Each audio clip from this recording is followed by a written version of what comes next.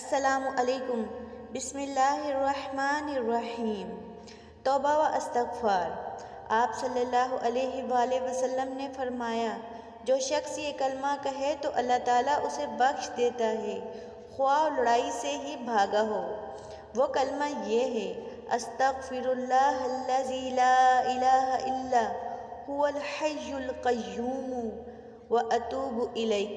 میں اللہ سے معافی مانگتا ہوں، وہ اللہ جس کے سوا کوئی معبود نہیں، زندہ ہے، کائنات کا نگران ہے، اور میں اسی کے حضور توبہ کرتا ہوں۔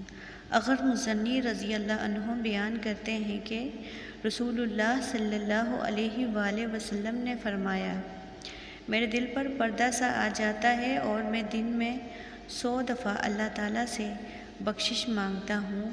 صحیح مسلم۔ نیز نبی صلی اللہ علیہ وآلہ وسلم کا فرمان ہے، اے لوگو، اللہ تعالیٰ کے حضور توبہ کرو۔ میں دن میں 100 دفعہ اس کے حضور توبہ کرتا ہوں۔ صحیح مسلم۔